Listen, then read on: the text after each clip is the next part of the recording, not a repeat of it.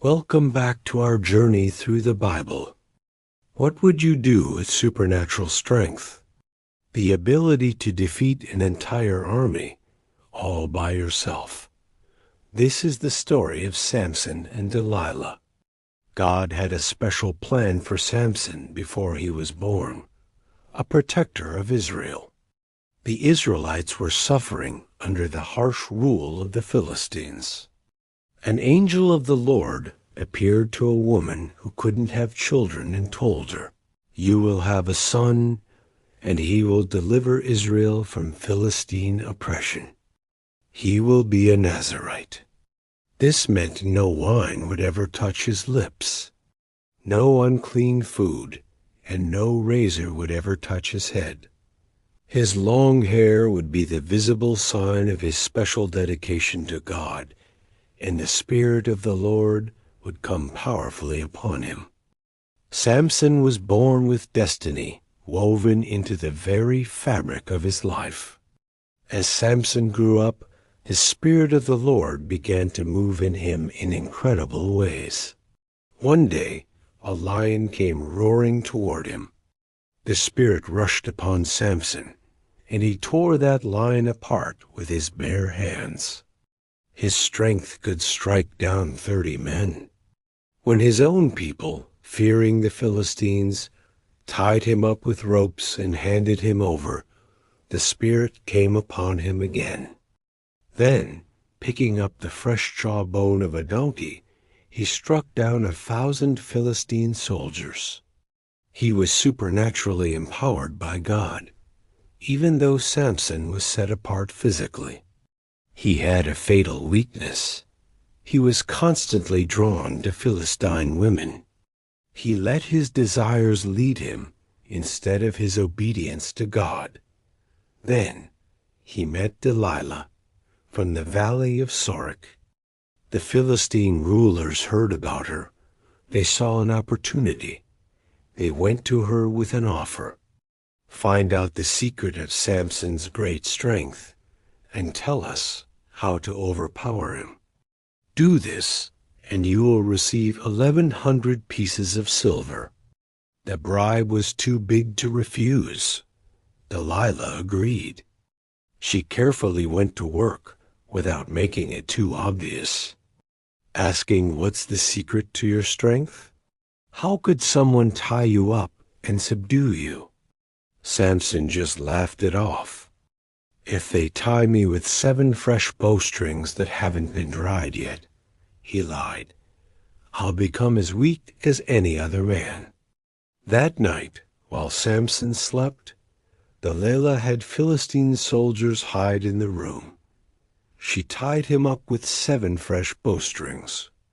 Then she cried, "The Philistines are attacking." He woke up and instantly snapped the bowstrings like thread. The trap had failed. Delilah didn't give up. She asked again. He lied again. "Tie me securely with new ropes that have never been used." She did, and just like before, he broke free. "Weave the 7 braids of my hair into the fabric on a loom." She did that too. He pulled free again, taking the loom with him. Each time she betrayed him. She proved she couldn't be trusted, and he stayed with her. She stopped asking about strength and started questioning his love. "How can you say you love me when you won't confide in me?" Day after day, she wore him down with her words. She nagged him until his soul was sick to death of it. Exhausted, Samson finally told her the truth. "No razor has ever touched my head. If my head were shaved, my strength would leave me, and I would become as weak as any other man. I have been a Nazirite, dedicated to God from my mother's womb." Delilah immediately sent for the Philistines to come back. That night, Samson fell asleep with his head in Delilah's lap. While he slept, a man shaved the 7 braids of his hair. Samson's strength was never actually in his hair. His strength was from the Spirit of God. The hair was just the outward sign of his covenant with God. When it was done, she screamed out, "Samson, the Philistines are attacking." He woke up and did not know. Something was horribly different. The Lord had left him. He didn't even realize it until he tried to fight back. The Philistines easily seized him. They gouged out his eyes, leaving him completely blind. They bound him with heavy bronze shackles. They threw him into a prison and forced him to grind grain. The mighty warrior was reduced to a blind prisoner. The Philistines threw a massive celebration. They praised their false god Dagon for defeating Israel's champion. Hope was returning, not just physically, but spiritually.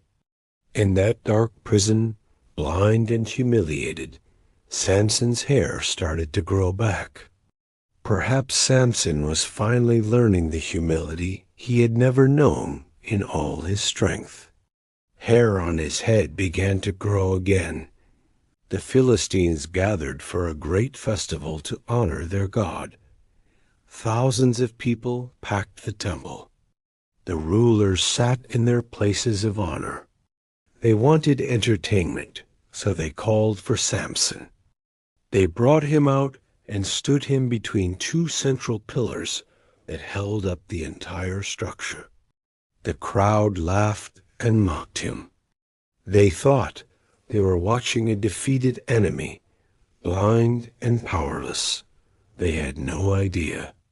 For the first time, Samson began to pray with complete and total humility. "Sovereign Lord, remember me. Please, God, strengthen me just once more." God's honor was being restored. He reached out his hands and placed them on the two central pillars, one on his right and one on his left. With one final surge of strength from the Lord, Samson pushed with all his might. The pillars shifted. The temple shook, then came crashing down. The rulers, the crowds, the thousands who had gathered to mock God's servant were all crushed in an instant, killing more in his death than he had living. A story that is both powerful and heartbreaking.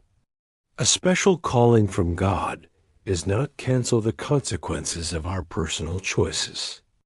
Decisions still matter. We can be incredibly gifted and still fall. Compromise happens gradually, small steps, repeated patterns. This is how sin often works. It rarely destroys us instantly. Instead, it erodes our character bit by bit until we wake up one day and realize we've lost something precious. God can restore, even after a deep failure. Failure is not final when we repent. True strength is found in obedience to God, staying faithful when temptation comes knocking. The moment we think we can handle temptation on our own, the moment we ignore those quiet warnings in our spirit, that's when we're most vulnerable. God is merciful, even in the ruins of our failures, even when we've lost what we thought we could never lose. If we turn back to God, He can still write a powerful ending to our story. Thanks for watching. If this story resonated with you, don't forget to like and subscribe for more content like this. See you next time.